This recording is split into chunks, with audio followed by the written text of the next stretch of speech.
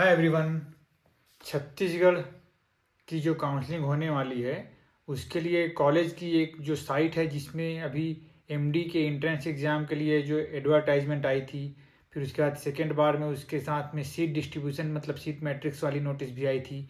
और अभी अभी उसमें एक और नोटिस ऐड कर दिया गया है जिसको लेकर लोगों के मन में बहुत सारे तरह के सवाल भी चल रहे हैं। तो चलिए उस नोटिस को देखते हैं और समझते हैं कि उस नोटिस में क्या ऐसा बोला गया है। तो बेसिकली आप सबसे पहले जो मोस्ट इम्पॉर्टेंट चीज़ है इस नोटिस में आप देखेंगे, ये नोटिस कहाँ की है? छत्तीसगढ़ आयुर्वेदिक तथा यूनानी चिकित्सा पद्धति एवं प्राकृतिक चिकित्सा बोर्ड रायपुर, मतलब ये हमारी जो रजिस्ट्रेशन बोर्ड है वहाँ से ये नोटिस निकली थी। कब कब की नोटिस है ये? 9/6/2022, 9 जून 2022 की ये नोटिस है।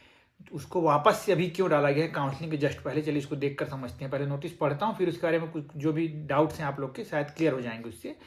छत्तीसगढ़ आयुर्वेदिक तथा यूनानी चिकित्सा पद्धति एवं प्राकृतिक चिकित्सा बोर्ड रायपुर में पंजीकृत समस्त ऐसे चिकित्सा व्यवसायी जिन्हें पूर्व में बोर्ड द्वारा पंजीयन आवंटित करने संबंधी पंजीयन सूचना जारी किया गया है, उन्हें सूचित किया जाता है कि वे अपनी स्थायी डिग्री प्रमाण पत्र की छाया प्रति प्रस्तुत कर पंजीयन प्रमाण पत्र अनिवार्यतः प्राप्त कर लेवें। यह भी अवगत होवें कि शासकीय सेवा, निजी चिकित्सा व्यवसाय, स्नातकोत्तर अध्ययन हेतु पंजीयन सूचना पत्र मान्य नहीं है, इसके लिए पंजीयन प्रमाण पत्र अनिवार्य है। उक्त प्रमाण पत्र प्राप्त करने हेतु चिकित्सकों को पूर्व में जारी पंजीयन सूचना पत्र की मूल प्रति कार्यालय में जमा करना आवश्यक है। उपरोक्तानुसार कार्यवाही सुनिश्चित करें। तो इस नोटिस में सार भाग, बेसिकली इस नोटिस का हिस्ट्री ऐसा है कि जब मेडिकल ऑफिसर की एग्ज़ाम्स हमारे छत्तीसगढ़ में आई हुई थी उसके पहले ये नोटिस एक निकली थी, क्योंकि बहुत से लोगों के पास रजिस्ट्रेशन सर्टिफिकेट है। मीन्स लोग ऐसा समझ रहे हैं कि वो रजिस्ट्रेशन सर्टिफिकेट है। जब हम लोग यूजी पास करते हैं, रजिस्ट्रेशन कराने के लिए इस बोर्ड में जाते हैं, तो हम लोगों को एक रजिस्ट्रेशन के लिए इसी टाइप का एक वाइट पेज मिलता है।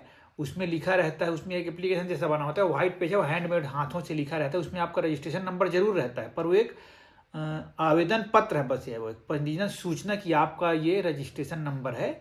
और जैसे ही आप हमारे इस कार्यालय में अपनी डिग्री की, स्थायी डिग्री की मूल प्रति जमा करेंगे, फोटो कॉपी जमा करेंगे, तो रजिस्ट्रेशन की मूल प्रति आपको जारी की जाएगी, ऐसा करके उसमें लिखा रहता है। तो कई बच्चे ऐसे हैं जो बहुत समय से पास आउट हो चुके हैं, जिनकी परमानेंट डिग्री भी आ चुकी है, और अभी तक वो लोग उसी सूचना के आधार पर ही किसी प्राइवेट कॉलेज हॉस्पिटल में ज्वाइन करे हुए हैं, या फिर कॉलेज में पढ़ा रहे हैं, या कुछ और काम कर रहे हैं। तो उनको समझाने के लिए, उनको अवेयर करने के लिए एक नोटिस जारी किया गया था कि ये करना आपके लिए बहुत ही ज़्यादा ज़रूरी है। कि जो लोग उस नोटिस के माथे ही अभी तक चल रहे हैं, मतलब उस रजिस्ट्रेशन एप्लीकेशन या सूचना के माथे ही चल रहे हैं, तो अब ऐसा ना करें। अपना परमानेंट डिग्री का फोटो कॉपी को जमा करके परमानेंट रजिस्ट्रेशन सर्टिफिकेट आप लोग प्राप्त कर लेंगे। तो ये उनके लिए विशेष रूप से अनिवार्यता लागू हो जाएगा, जिन लोग के पास परमानेंट डिग्री होते हुए भी अभी तक उन्होंने अप्लाई नहीं किया है।